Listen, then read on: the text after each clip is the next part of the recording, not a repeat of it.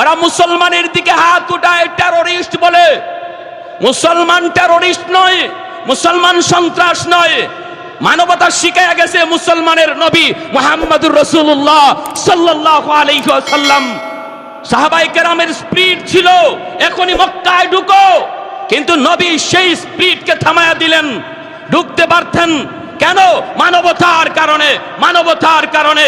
অতএব আজ আমি ভালো করে বলতে চাই, মুসলমান মানবতা বিরোধী নয়, মুসলমান মানবতা শিখায়। আঙ্গুল উঠাবা একদিকে, বাকি 3 আঙ্গুল তোমারে বাস দেয়। আওয়াজ দিয়া বলেন ঠিক কিনা? প্যারে হাজিরিন, এজন্য বলি সাবধান, ভালো করে ইয়াদ রাখো, ভালো করে বুঝো, ভালো করে খেয়াল রাখো। মানবতা কে শিখায়া গেছে আর কাদেরকে সন্ত্রাসী বলো, কাদেরকে জঙ্গি বলো? বলো কাকে, কাকে বলো? এমন একটা নজির দেখাও তোমাদের ধর্মীয় কোনো পৃষ্ঠপোষকের, তোমাদের ধর্মীয় কোনো নেতার আমার নবী যত উদাহরণ সৃষ্টি করে গেছেন, যত নজির সৃষ্টি করে গেছেন, একজন ভিন্ন ধর্মের কোনো নেতার এমন দৃষ্টান্ত কেউ দেখাতে পারবে? অসম্ভব, পারবেই না। প্যারে হাজিরিন, এজন্য আল্লাহর নবী থামায়া দিলেন। মায়ার নবী বলতেছেন এখানে অবস্থান করো। আল্লাহ নবী এখানে অবস্থান করলেন। সাহাবায়ে কেরামকে নবী বলতেছেন রাত কাটানোর জন্য আমাদের তাবু প্রয়োজন, তাবু বানাও। আবার খাওয়া দাওয়ার জন্য চুলা বানানো লাগবে, হাজত সারার জন্য বাথরুম বানানো লাগবে। চুলা বানাবা, 10,000 মানুষের জন্য যে কটা চুলা প্রয়োজন এর চেয়ে ডাবল চুলা বানাও। আর 10,000 মানুষের জন্য যে কটা বাথরুমের প্রয়োজন এর চেয়ে বাথরুম অর্ধেক কম বানাও। সাহাবায়ে কেরাম এই হিকমতটা তখন বুঝেন নাই যে আল্লাহ নবী চুলা বানাইতে বললেন ডাবল আর বাথরুম বানাইতে বললেন অর্ধেক কম। কি ছিল হিকমত? সাহাবায়ে কেরামের একটাই শুধু আমল ছিল, আল্লাহ নবীর কথা শুনছেন, আদেশ শুনছেন, সাথে সাথে মানছেন, যুক্তি খাটান নাই। সাহাবায়ে কেরাম কোনো চিন্তা করেন নাই কেন এটা করব, নবী কেন বললেন। এর নাম হলো ইতাআত। জোরে বলেন, এর নাম কি? ইতাআত। এর নাম হলো অনুসরণ, এর নাম হলো অনুসরণ। যেখানেই শুনবো আমার নবীর কথা সেখানেই বুঝতে হবে আমার কথা বাদ, যেখানেই শুনবো আমার নবীর মত সেখানেই আমার মত বাদ, যেখানেই শুনবো আমার নবীর কথা, আমার নবীর সিদ্ধান্ত সেখানেই আমার যুক্তি বাতিল। এর নাম হলো উম্মত। আমার মতে মত নয়, নবীর মতে মত। এর নাম, আওয়াজ দিয়া বলেন, আমার মত মত নয়, নবীর মতে মত। এর মত, এর নাম উম্মত। সাহাবায়ে কেরামের ছিল এই নজির। দিন বুঝতেন না, রাত বুঝতেন না, দাঁড়ানো বুঝতেন না, বসা বুঝতেন না। আমরা তো দাঁড়ানো লইয়া আর বসা লইয়া মারামারি করে রক্ত ঝরে। সাহাবায়ে কেরাম দাঁড়ানো বসানো বুঝতেন না, একটাই শুধু বুঝতেন আমার গোটা জিন্দেগিটা কিভাবে নবীর নমুনা হয়ে যায়। আমার নামাজের কিবলা হবে খানায় কাবা, জীবনের কিবলা কিভাবে হয় মুহাম্মদুর রাসূলুল্লাহ। এই ছিল সাহাবায়ে কেরামের টার্গেট, আর তারা তাই করেছেন। নামাজের কিবলা বানাইছেন খানায় কাবা, গোটা জীবনের কিবলা বানাইছেন মুহাম্মদুর রাসূলুল্লাহ সাল্লাল্লাহু আলাইহি ওয়াসাল্লাম। হাঁটা আমার নবীর মতো, বসা আমার নবীর মতো, হাসি আমার নবীর মতো, ঘুম আমার নবীর মতো, প্রতিটা কাজ নবীর মতো। এজন্যই নবী বলেছেন আসহাবিকান নুজুম বিআইয়িহিম ইকতাদাইতুম ইহতাদাইতুম। আমার একজন সাহাবীর অনুসরণ করো, হেদায়েত পেয়ে যাবা। জোরে কর সুবহানাল্লাহ। কোন আওয়াজ নাই। বাথরুম বানাইলেন প্রয়োজনের তুলনায় কম, আর চুলা বানাইলেন প্রয়োজনের তুলনায় ডাবল বেশি। আবু সুফিয়ান মক্কার লিডার, খবর পেয়ে গেছে তারা মুহাম্মদুর রাসূলুল্লাহ বেশ সাহাবী লইয়া আসতেন মক্কা দখল করার জন্য, কিন্তু রাত অবস্থান করতেছেন তারা মক্কার পাশেই পাহাড়ের সমতল জায়গায়। সকালে আক্রমণ হবে মক্কা। আবু সুফিয়ান লিডার পাঠাইছে একজন রে গুপ্তচর, সিআইডি পাঠাইছে, যা যায় দেখায় মুহাম্মদের সাথে কি পরিমাণ লোক আসছে, কি পরিমাণ লোক আসছে। এ আসছে আয়েশা পাহাড়ের উপর থেকে তাকাইছে, যে টাইমে সে আসছে এই টাইমটাতে সাহাবায়ে কেরাম নিজেদের খানা পাকানোর জন্য চুলায় আগুন জ্বালাইছেন। এ পাহাড়ের উপর থেকে ময়দানে তাকায় দেখে কের মানুষ গণবো, পুরা ময়দান খালি চুলা আর চুলা। কয় আমারে পাঠাইলো মানুষ গণতে, আমি দি চুলা গই নাই, পুল পাই না। মানুষ গণবো কখন? কারণ চুলা প্রয়োজনের তুলনায় কম না ডাবল বেশি? গোটা ময়দান জুড়ে যদি চুলা আর চুলা হয়, এক একজনের জন্য এক চুলা কেউ বানায় না, 5 জন 10 জনের খানা এক পাকানোর জন্য একটা চুলা বানায়। সে বলতেছে রাম রাম রাম রাম, ই কোন কাম, মানুষ গণমু কখন? পিছনে বেগ গিয়ার আবু সুফিয়ান দেখা লিডার, খবর বড় জটিল খারাপ। কই কি খারাপ? কই মোহাম্মদ যে কি পরিমাণ লোক লই আইছে এর হিসাব নাই। কই মানে তুই গণলি না? আরে রাখো, মানুষ গণমু, আমি তো চুলাই গই না, কুল পাই নাই। যে পরিমাণ চুলা দেখছি ময়দানে, মানুষ গণমু কখন? কেউ চুলা গইনা শেষ করতে পারবে না। কত তোর আন্দাজ কেমন? একটু ধারণা দে না আমারে। আরে মারামারি করমু তো পরে, আগে তো ধারণা নিতে হবে। হ্যাঁ কয় নিশো 70,000 হবে, অথচ নবীর সাথে আসছে মাত্র 10,000। নবীজির সাথে সাহাবী কয় হাজার? ও না হইলো 60-70,000 হবে। আবু সুফিয়ান কয় রাম রাম রাম রাম, এই এত লোকের সাথে কিভাবে যুদ্ধ করব? কত ঠিক আছে, বুঝা পরামর্শ করা দরকার। শেষ সাথে পাঠাইছে আরেকটারে, কয় আগ্রাতের সিআইডির খবর সত্য না মিথ্যা তুই একটু যাচাই করে আয়। এ যে টাইমে আসছে, এই টাইমে মুজাহিদরা ঘুম থেকে উঠতে বাথরুমের সামনে লাইন ধরছে। বাথরুম প্রয়োজনের তুলনায় বেশি না কম? তাহলে লাইন শুট হইব না বড় হইব? বুঝছেন অবস্থাটা? এ পাহাড়ের উপর থেকে তাকাইছে মানুষগণ, তো মানুষ গণব কি? বাথরুমের সামনে যা দাঁড়ায় আছে এই লাইনে গইনা কুল পায় না। এখন কয় কই হাই হাই হাই হাই, সব তো আর বাথরুমে আসে নাই, কিছু মানুষের বাথরুম ধরছে, বাকিরা তো তাবুতে। যে পরিমাণ লাইনে দাঁড়াইছে, এটা গণমু কখন আর হিসাব লইমু কখন? হেও পিছনে বেজ্ঞার গিয়া কয় উস্তাদ মারামারি করলে আপনি করেন, আমি গেলাম। আমি নাই। বলে কেন, কি হয়েছে? আরে মানুষ যে কি পরিমাণ লইয়া আইছে মোহাম্মদ আমার হিসাবে ধরে না, এটা গণনা করে শেষ করা যাবে না। কয় কেন? বল না কি হয়েছে কনা। কয় আমি বল মনে পড়ে, ও কত কইছিল? আগ্রাইতে যে গেছে কয় 60-70,000। আরে রাখেন 60-70,000, বাথরুমের সামনে যা দাঁড়ায় আছে এটাই তো 60-70,000।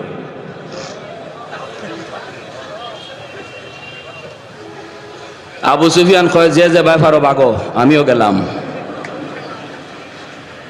যে যে ভাই ফারো বাগো, আমিও পথ দেখি। বেচারা পথ দেখা লাগছে না, তাই নিজে মুসলমানই হয়ে গেছে। এটাও আল্লাহ নবীর দোয়া। কারণ আবু সুফিয়ানের মেয়ে উম্মে হাবিবা রাদিয়াল্লাহু তাআলা আনহা, নবীজির একজন পবিত্র বিবি, তিনি আল্লাহ নবীকে নিয়ে দোয়া করছিলেন, নবী গো আমি একটু হাত উঠাই, আমি একটা মুনাজাত করি, আপনি আমার সাথে শুধু আমিন কইেন। নবী কয় আচ্ছা ঠিক আছে, মুনাজাত করো। নবীজি হাত উঠাইছেন, আর উম্মে হাবিবা হাত উঠাই, আল্লাহ আমার আব্বারে তুমি হেদায়েত দিয়া তোমার হাবিবের সাহাবী বানাই দাও। আর নবী তো আমিন বলে ফেলছেন, দোয়া কবুল হয়ে গেছে। সুবহানাল্লাহ। আমার ভাইয়েরা, বন্ধুরা, যুবক,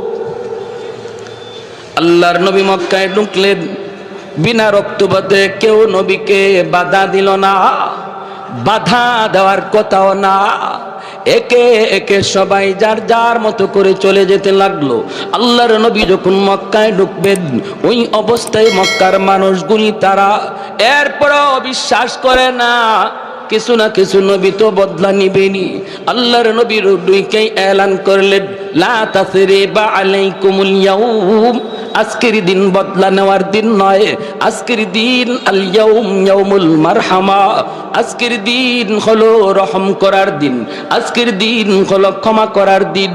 নবী বলেন, আমি মক্কার সবগুলি মানুষকে ক্ষমা করে দিলাম, যারা আমার উপরে নির্যাতন করেছে, আমার সাহাবীদের উপরেও নির্যাতন করেছে, সবাইকে সাধারণ ক্ষমা করে দিলাম। আল্লাহর নবী যখন সাধারণ ক্ষমা করে দিলেন, সাহাবায়ে কেরাম এসে বলেন, নবী গো, ওগো নবীজি, সবকে আপনি মাফ করে দিলেন, কেমন করে গো নবী? আপনি কি আম্মার ইবনে ইয়াসিরের নির্যাতনের কাহিনী ভুলে গেছেন? আপনি কি বেলাল হাবশির নির্যাতনের কাহিনী ভুলে গেছেন? আপনি কি খাব্বাবের নির্যাতনের কাহিনী ভুলে গেলেন? আপনি কি আবু বকর সিদ্দিকের নির্যাতনের কাহিনী ভুলে গেলেন? আল্লাহর নবী, রহমতের নবী বলেন, সাহাবীরা রে, আমি ভুলি নাই, আমি কারো নির্যাতনের কথা বলি নাই।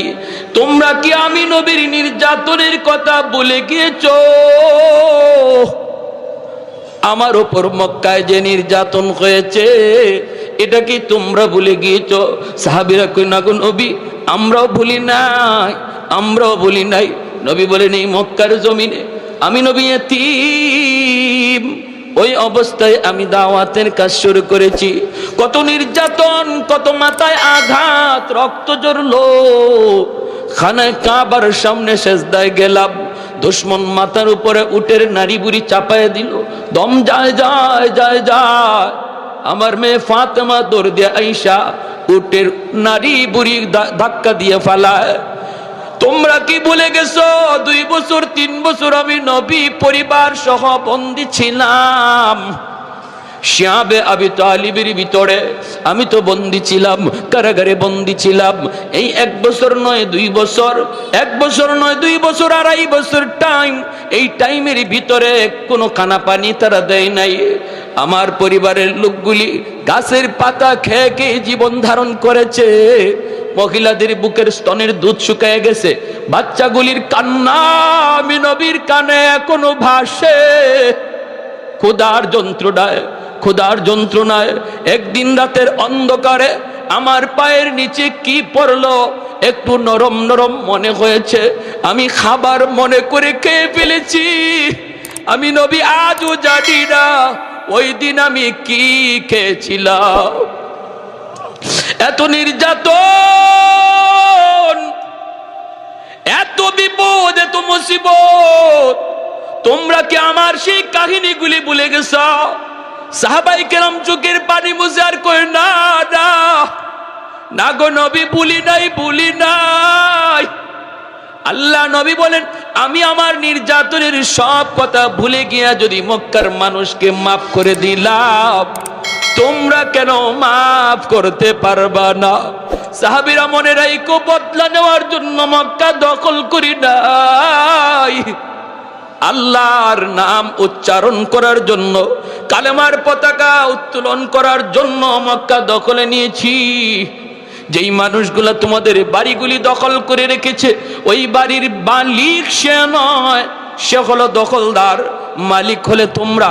আজ সেই বাড়িতে ফিরে যাও, যায়া বাড়ি দখলে নেওয়ার জন্য নয়, যায়া বলবা ভাইরে তুমি এতদিন পর্যন্ত আমার বাড়ির দখলদার ছিলাম, মালিক ছিলাম না, আমি ছিলাম মদিনায়। মদিনায় যাওয়ার কারণে আমার বাড়ি তুমি দখল করে নিয়েছো। আজ আমি তোমাকে মালিকানা সহ বুঝা দিলাম। রুহামাউ বাইনাহুম, আমার নবী রহমতের নবী কি পরিমাণ দরদ। আল্লাহ নবী রহমতের নবী সবাইকে ক্ষমা করে দিলেন, সবাইকে ক্ষমা করে দিলেন। এরপর মক্কার মানুষজন বিশ্বাস করে না, কয় কিছু না কিছু বদলা তো নিবেই, কিছু না কিছু বদলা তো নিবেই। যেই পরিমাণ নির্যাতন মক্কার মানুষে করছে বদলা আবার নেয় না কেমনে? আল্লাহর নবী হঠাৎ করে দেখেন মানুষগুলি বিশ্বাস না কইরা ঘরের মাল সামানা মাথায় লইয়া লইয়া তারা পাহাড়ের দিকে চলে যায়। নবীজি তাকায় তাকায় দেখেন মানুষগুলি নবীকে চিনে না, আমার নবী কি চিনে না। ওই অবস্থায় নবীজি হাঁটেন আর দেখেন একজন বৃদ্ধা মহিলা মাথার মধ্যে ভারী একটা বোঝা নিয়ে যায়, কষ্ট হয়ে যেতে পারে না।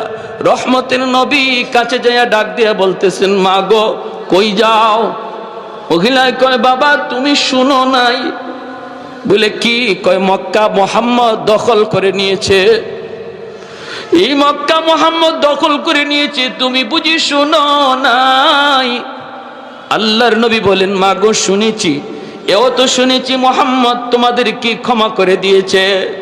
মহিলায় কই না রে বাবা তুমি মুহাম্মদ রে চিনো না, মুহাম্মদ রক্তপাত পছন্দ করে, খুব গরম মানুষ, মুহাম্মদ মারামারি কাটাকাটি বেশি পছন্দ করে, এজন্য বদলা নিবেই নিবে, তাড়াতাড়ি জান বাঁচাও। আল্লাহর নবী তখনও নিজের পরিচয় নবী দেন না, পরিচয় না দিয়া নবী বলতেছেন মা গো বোঝাটা অনেক ভারী, অনেক ভারী, তুমি বৃদ্ধা মানুষ নিতে কষ্ট হয়, আমি জোয়ান মানুষ, আমার মাথায় তুমি বোঝাটা উঠায় দাও, যেখানে যেতে চাইবা আমি তোমাকে সেখানে পৌঁছায় দেব। একটু জোরে কোন সুবহানাল্লাহ। कौनैन मुख्तार खुदा तुमको बनाया, कौनैन मुख्तार खुदा तुमको बनाया, उम्मत का निगाहबान खुदा तुमको बनाया, उम्मत का निगाहबान खुदा तुमको बनाया। मौला मेरा आका मेरा रहमत की नबी है, मौला मेरा आका मेरा रहमत की नबी है, ताजदार मदीना है तो माहे अरबी है, ताजदार मदीना है तो माहे अरबी है। अशजार ने देते हैं नबूवत के शहादात, तशकीक कमर में है तो अंगुल की इशारात, तशकीक कमर में है तो अंगुल की इशारात। একটু জোরে বলি আল্লাহু আকবার, মুসলমানের আওয়াজে বলি আল্লাহু আকবার। আল্লাহর নবী মহিলাকে যেই মাত্র এই কথাটা বললেন, মহিলায় কয় বাবা তাহলে তো বড় উপকার হতো।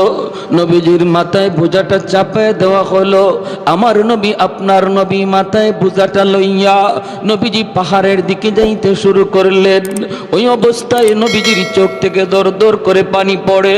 নবীজি কান্দেন আর বলেন মালিক আমি তো সবাইকে ক্ষমা করে দিয়েছি গো, কেন তারা কথাটা বিশ্বাস করলো না? ও মালিক তুমি আমাকে এজন্য হাসরের মাঠে কোনো পাকড়াও কইরো না। দেখো না মালিক আমি তো তাদেরকে আরো সহযোগিতা করতেছি। নবীজি যান, আমার নবীর চোখ থেকে দর দর করে পানি পড়ে। পাহাড়ের কাছাকাছি যাইতেই মহিলায় কয় বাবা যুবক এই জায়গায় বোঝাটা তুমি নামায়া দাও। আল্লাহর নবী বোঝাটা এখানে নামায়া দিলেন। নবীজি চলে আসবেন, কথা নাই বার্তা নাই। নবীজির চোখের পানিটা মুইসা তিনি চলে আসবেন। এমনি মহিলা ডাক দিয়া কয় রে যুবক এই দিকে যাবা না ওই দিকে যাও। আল্লাহর নবী বলেন মা গো ওই দিকে গেলে পরে কি হবে আর ওদিকে গেলে কি হবে? কয় বাবা ওই দিকে যদি যাও মুহাম্মদের সামনে পড়ার ভয়, মুহাম্মাদের সামনে পড়ার ভয় আছে রে বাবা, এই দিকে তুমি যেও না। তোমার মতো যুবক আল্লাহর জমিনে আরেকজন আমার নজরে পড়ে নাই বাবা, তুমি এত ভালো বাবা মুহাম্মাদের সামনে পড়তে পারো, ওই দিকে যাও। এইবার নবীজি চোখের পানিটা বইসা কয় মা গো মুহাম্মদ সম্পর্কে তোমার ধারণা কেমন? কয় বাবা ধারণা তো ভালো না, মুহাম্মদ তো অনেক গরম মানুষ, খালি গরম কথা খালি গরম কাজ, নরম বলতে কিছু নাই, শুধু রক্তপাত।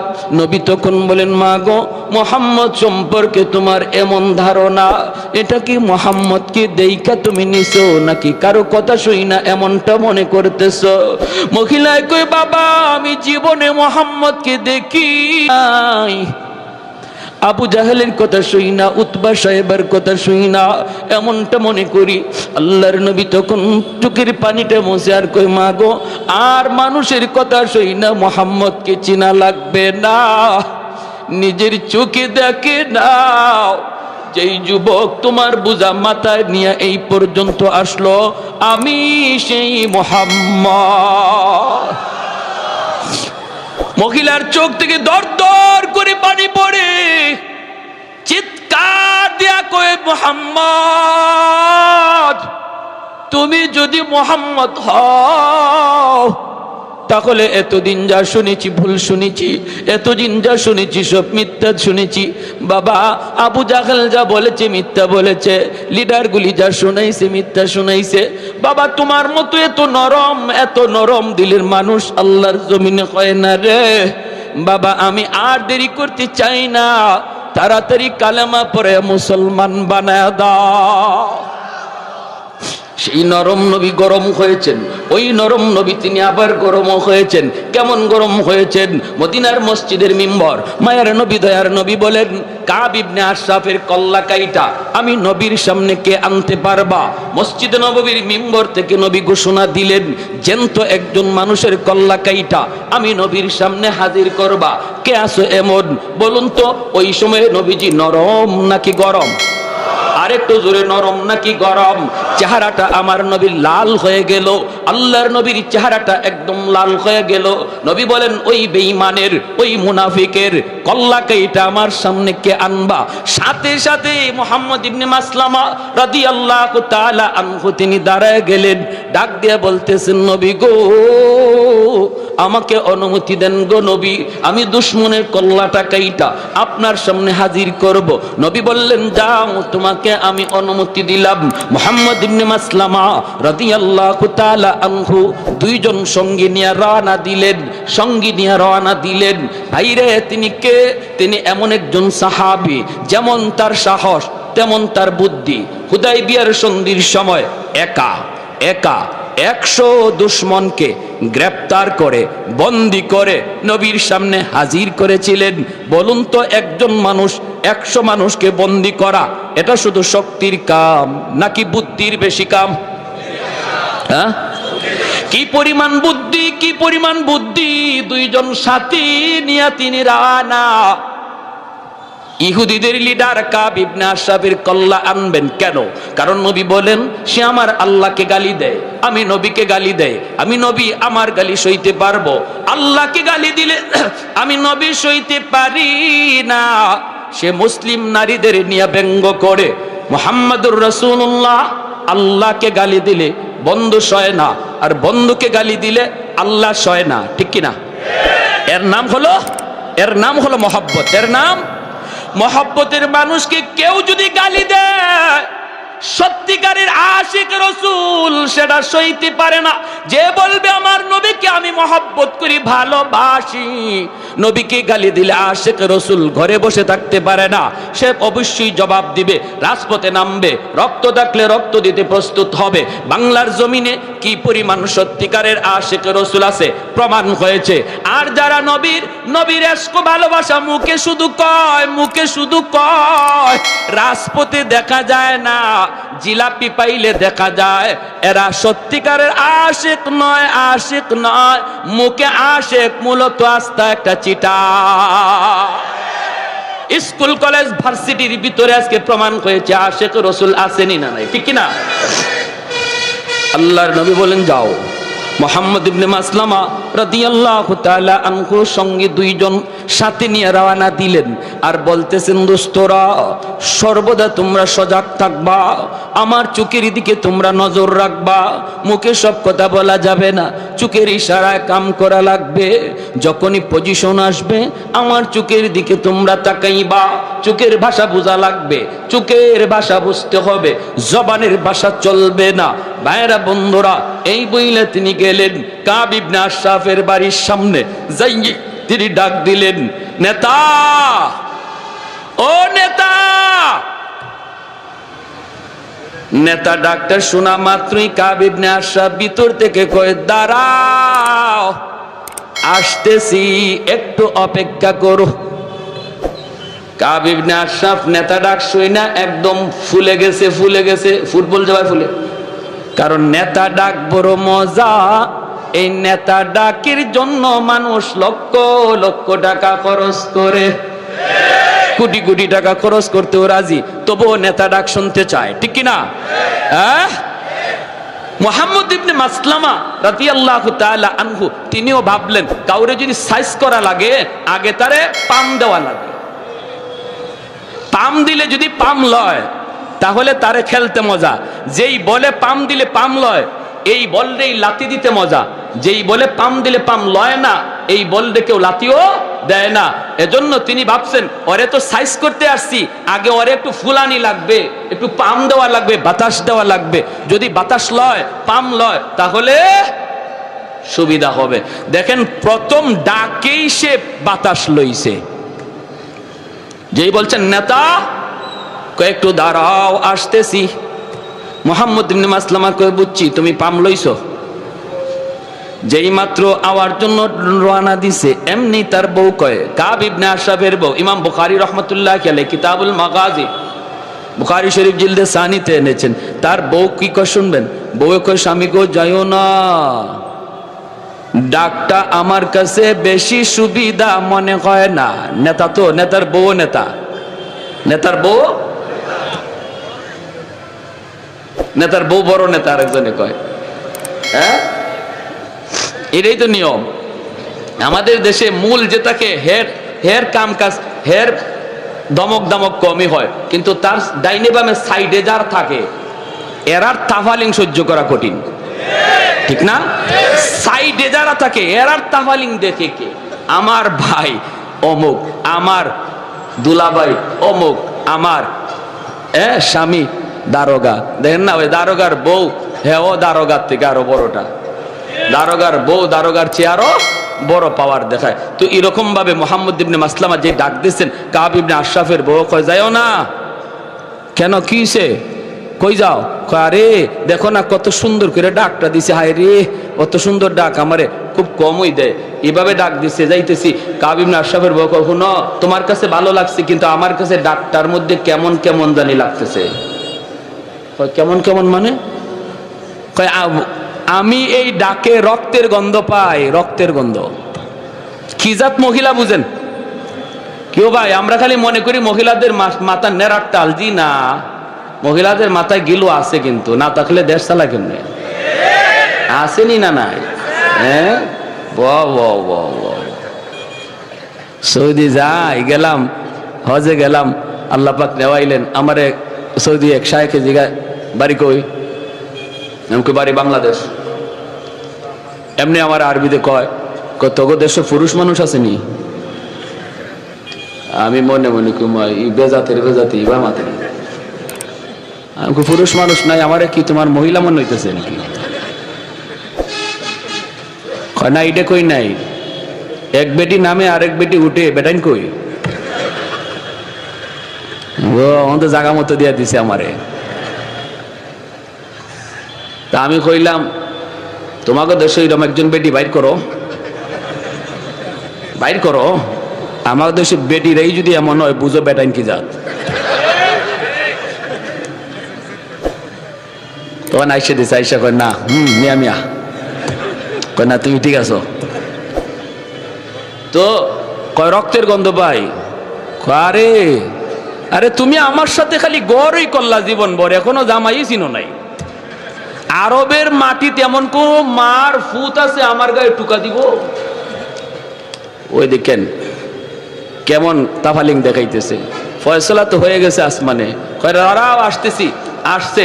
আর আসা মাত্রই মুহাম্মদ ইবনে মাসলামা রাদিয়াল্লাহু তাআলা আনহু তিনি বলতেছেন, নেতা কি আতর মাখলেন? ওই সময় আতর মাখার সিস্টেম ছিল, লম্বা চুল রাখতো, আল্লাহ নবী ওইভাবে আতর মাখতেন, মাঝখান দিয়ে ফিতা ফাড়া হইতো, আর ওই চুলের ফিতার মাঝখানে একটু আতর ঢালা হইতো, আতরটা বেয়ে বেয়ে অনেক সময় কপালে দিয়েও একটু একটু বাইতো। তো আতরটা খুব দামি। মুহাম্মদ ইবনে মাসলামার ওনার উদ্দেশ্য হইল তো খালি ওরে পাম দেওয়া, পাম বেশি দেওয়া। আয়া আসার লগে লগেই বলতেছেন, নেতা কি আতর মাখলেন, এত গ্রান? হে কয় আরে এই আতর তোরা পাবি কই, তোরা ফকিন্নির জাত।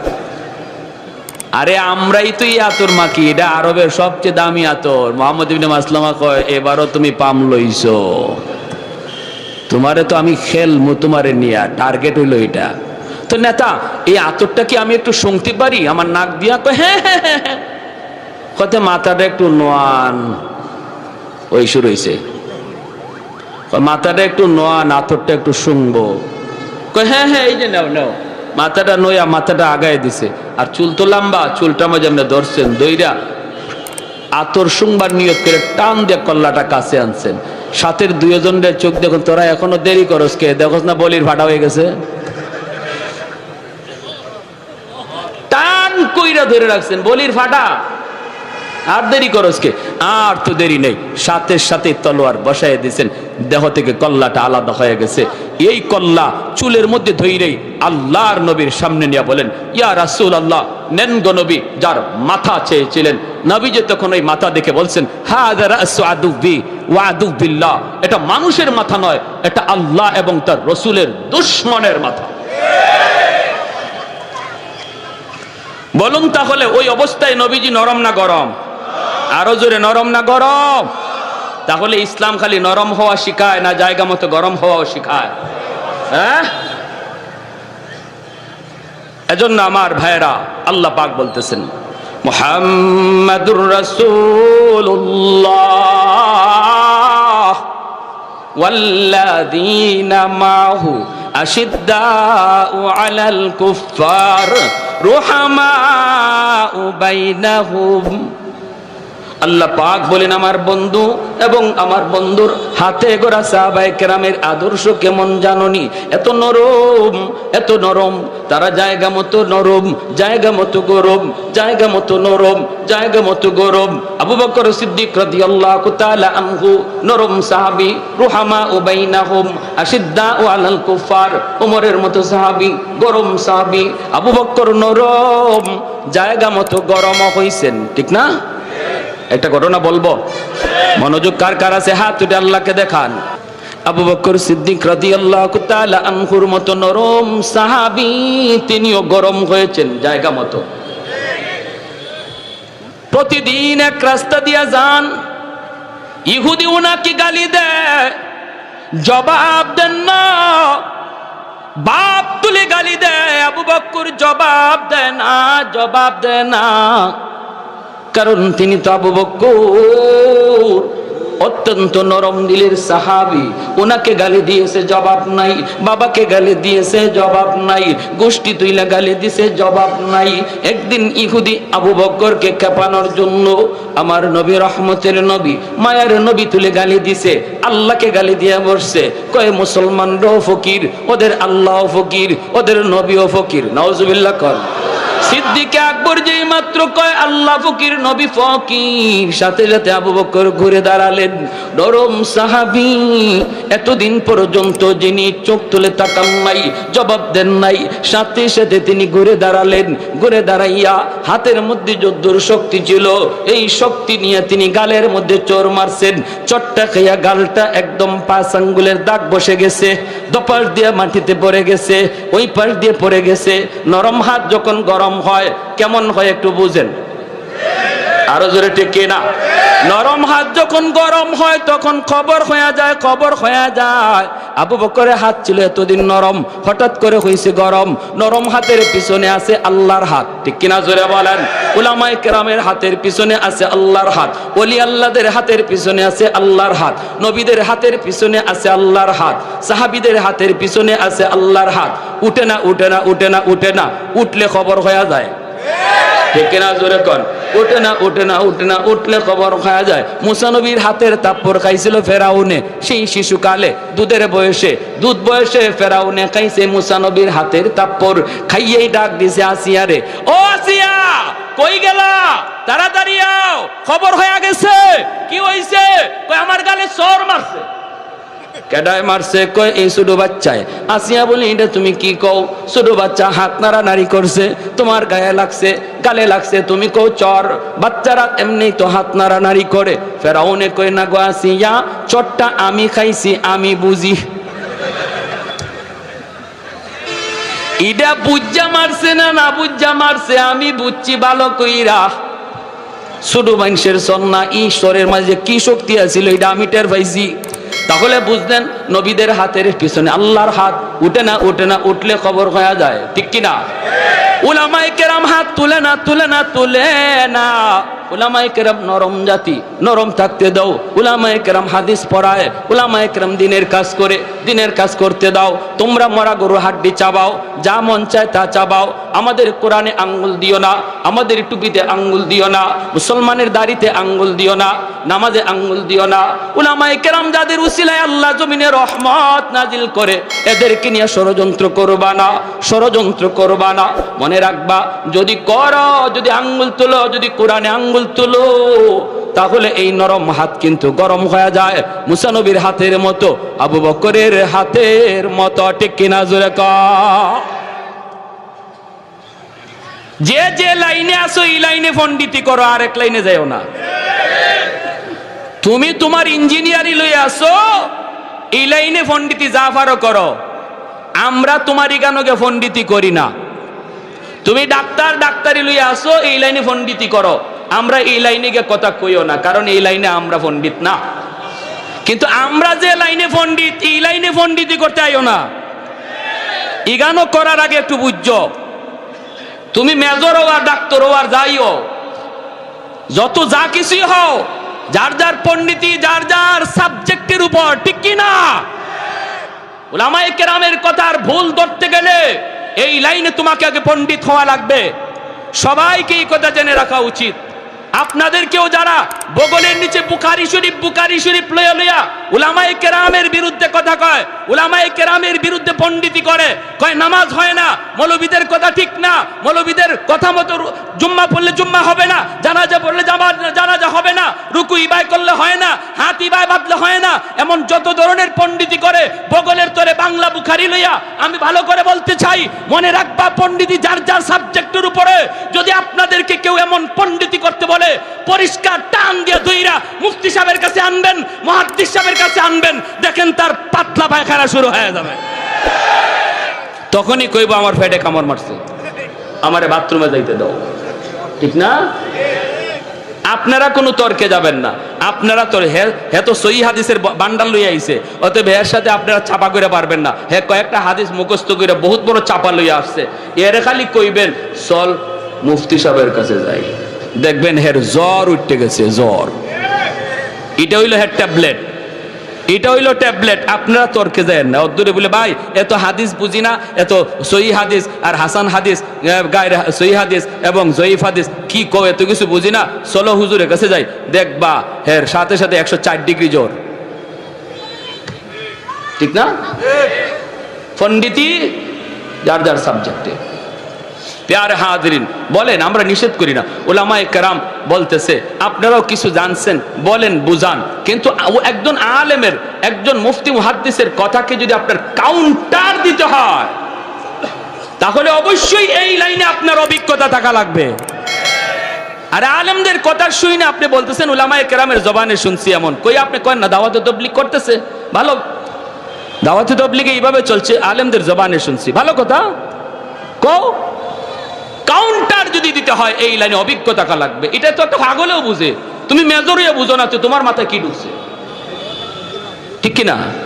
একটা পাগলেও বুঝে।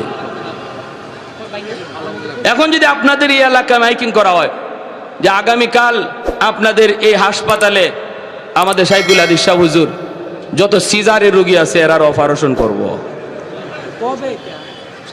করে দেবেন, সবাই কইবেন ইন্নালিল্লাহ, হুজুর এইবারই কাম শুরু করলো। সিজার তো আর হইতো না, এটারে মাইরা কবর দেওয়া লাগবে। ঠিক না? মরার কাম হইব, এই কাম তো হুজুরা করে না, তোমরা এটা করতে হবে। প্যারে হাজিরিন, তো আবু বকর সিদ্দিক রাদিয়াল্লাহু তাআলা আনহু বসাই দিয়েছেন, যদ্দুর গায়ে শক্তি আছিল, এর গায়ে তো আঙ্গুলের দাগ পড়ে গেছে। সুজা নবীজির দরবারে গিয়া কয়, মুহাম্মদুর রাসূলুল্লাহ, আপনার সাহাবী আবু বকর আমারে ফিডাইছে। কই কই দে গালে। আল্লাহ নবী যেয়ে দেখেন গালে এখনো আঙ্গুলের দাগ আছে, আঙ্গুলের দাগ পড়ে গেছে গালে। বুঝেন এটা কি জেনতেন চোর? এটা কি জেনতেন চোর? নবী বলতেছেন তুমি ভুল বলতেছো, মনে হয় কামটা উমরের, কারণ আমার উমরে এইরকম কইরা অভ্যাস আছে, কিন্তু নামটা মনে হয় তুমি ভুল বলতেছো, আবু বকর না, আবু বকর এমন করতে পারে না, আবু বকর তো নরম। ইহুদি কয় আপনার নরম সাহাবী গরম হইছে, আপনার নরম জনই আজকে গরম হইছে। আল্লাহ নবী বলে কেন, আমার আবু বকর তো হঠাৎ করে গরম হওয়ার কথা না। কয় এমনি, দেখেন ডাকাইতে ডাকাইতে মিশা কথা কয়, কয় এমনি। নবী যে আবু বকরকে ডাক দিয়েছেন, ডাক দিয়ে বলতেছেন আবু বকর ঘটনা কি, চটটা তুমি মারছো। সিদ্দিক আকবর, তিনি তো সিদ্দিক। সিদ্দিক কাকে বলে? জীবনে যে মিথ্যা কথা বলে না, সিদ্দিক। ডাক দিয়া বলেন ইয়া রাসূলুল্লাহ, নবী গো আমারে গালি দিছে। বাপ তুলে গালি দিছে, সব গালি শুইতে পারছি, কিন্তু যখনই আল্লাহকে গালি দিছে, আপনারে গালি দিছে, তখন তো এটা আমার ইমানের সাবজেক্ট। ইমানদারের সামনে আল্লাহর গালি হবে, আল্লাহর রসুলকে নিয়ে ব্যঙ্গ হবে। আর ইমানদার যদি চুপচাপ চলে যায়, কারণ সে আমার ভাই, সে আমার বন্ধু, সে আমার নেতা, সে আমার দলের লোক, এই মনে কইরা যদি নীরব চলে যায়, নবী বলেন তার ইমান নাই, ইমান নাই। মাল ইমান ইয়া রাসূলুল্লাহ, ইদা সাররাতকা হাসানাতুকা ওয়া ইদা সাআতকা সাইয়্যাতুকা ফাআনতা মুমিন। চলে যায় যদি, বোঝা গেল ইমান নাই।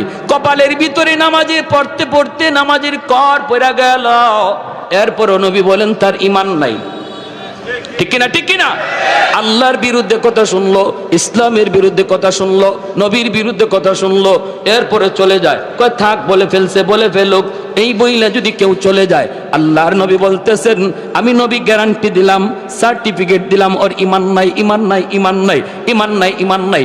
এজন্য ভাইরা বন্ধুরা, আবু বকর সিদ্দিক রাদিয়াল্লাহু তাআলা আনহু তিনি বলেন, আমি মারছি গো নবী, যখনই আপনারে গালি দিছে, আল্লাহ তুলে গালি দিছে। আল্লাহর নবী বলে, আবু বকর, মুহাম্মদুর রাসূলুল্লাহর আদালতে বিচার রে। আল বাইয়িনাতু আলাল মুদ্দাই ওয়াল ইয়ামিনু আলা মান আনকার। তুমি তোমার দাবির সপক্ষে তুমি দলিল পেশ করো। তোমার আল্লাহকে গালি দিয়েছে, দলিল দাও, দলিল, নতুবা সে কসম করে কিন্তু বিচারের রায় পক্ষে নিয়ে নিবে। আবু বকর সিদ্দিক বলেন, নবী গো, কেউ ছিল না গো নবী, ওখানে কেউ তো ছিল না, আমি আর সে শুধু ছিলাম, সাক্ষী দিবে কে? নবী বলেন, তাহলে রেডি হয়ে যাও, তোমার গালে এইভাবে একটা চোর মারবে, এইভাবে চোর মারবে। সাথে সাথে আবু বকর চোখের পানি সেইরা আল্লাহর কাছে ডাক দিয়া কয়, মালিক, কেউ দেখে নাই, কেউ শুনে নাই, কিন্তু আল্লাহ তুমি তো সব দেখছো, সব শুনছো। সাথে সাথে আল্লাহ জিব্রাইলে পাঠায় কয়, বন্ধু, আবু বকরের পক্ষে আমি আল্লাহ সাক্ষী দিলাম।